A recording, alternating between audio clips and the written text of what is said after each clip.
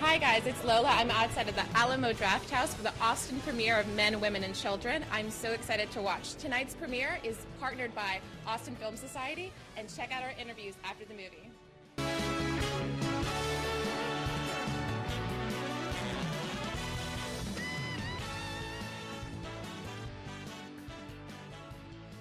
So tell us, what was your favorite part about shooting in Austin? Favorite part of shooting in Austin? It's a very hard thing to nail down because I loved so much about being here. If I could put in a few categories, it would either be the amount of amazing yoga in Austin, because I'm kind of a yoga nut and I fell in love with like 3 different studios here. The food's extraordinary here. It's funny, I tell people that outside of Austin and they say, I know it's great barbecue. And I'm like, no, you're missing the whole point. No, you don't know. Swift's Attic on Congress. Can I just say that was my favorite part of being Could you do, Austin? I know, yoga outside and then eat and then go inside? Every Sunday, we would go to Wanderlust and do yoga, and then we'd go to the Alamo Draft House, and we'd watch a classic movie. It was the perfect Sunday. No, best part about shooting in Austin, Texas is the cast here and the crew here. You have people who are in love with art and want to make movies for the right reasons. It's a lot of passionate people, I think, in the city. There are a lot of passionate artists and who, again, are interested in making something good and proud of the work that they do. You feel like you're dealing with people who are true craftsmen in the honest sense of the word. And so when I'm on set, I feel like I'm surrounded by people who care about what we're making here and the way that it affects their job. And that doesn't exist everywhere. So let me ask you, when you are writing, what's that like? What's that process like? Do you bounce ideas off anybody, or do you wait till it's more or less done? Because this is the first time that you've, co-written something. Yeah, it's funny. I found the book Men, Women, and Children a few years ago and immediately loved it.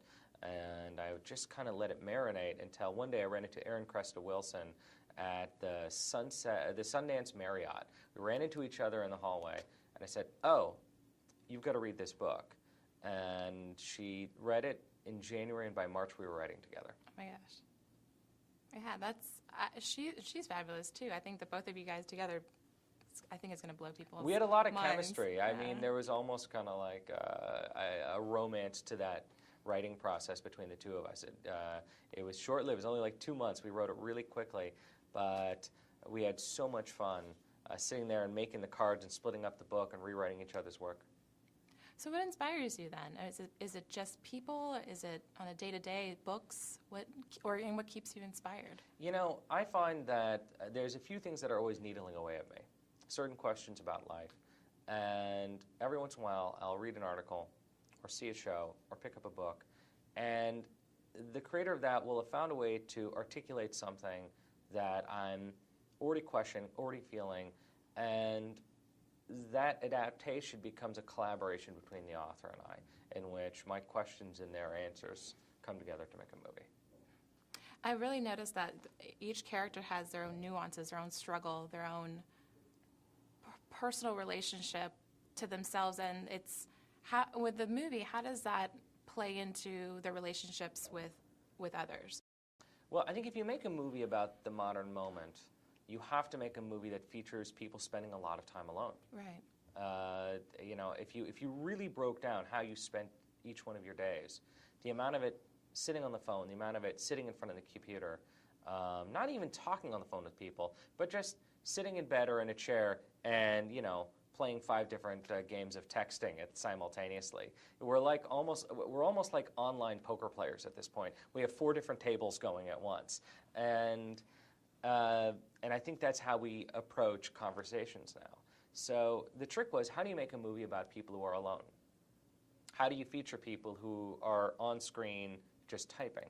And that's when we started coming up with the concept of, well, what if we found a way to graphically put all the stuff that was on their phones, all the stuff that was on their computers, around them as part of the film plane, and it became an interactive thing where you could look at the actor and follow the reactions as you see what they're looking at simultaneously. Yeah, we're saturated. We're saturated with so much stuff. It's how do we keep our own personality when we have so many things to drag us into one direction or the other? Well, it's funny because I thought, well, there's going to be a learning process into how you watch this movie because there's going to be so much stuff coming at you. But the truth is, we're so good now at multitasking. We're so good at having 5 different apps open at once that watching this movie is actually quite easy to look at an actor, see what they're looking at, see if their comment getting written out simultaneously. We're geared towards it. So what's the overall takeaway? What do you want your audience to leave with?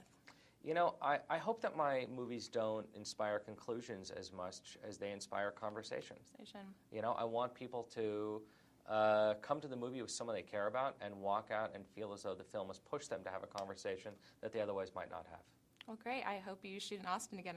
Would you like to do it? Oh my God, you have no idea. I'm so ready to move. I got like a U-Haul outside. I'm ready to come here and make more movies. Well, thank you so much. All right, thank you.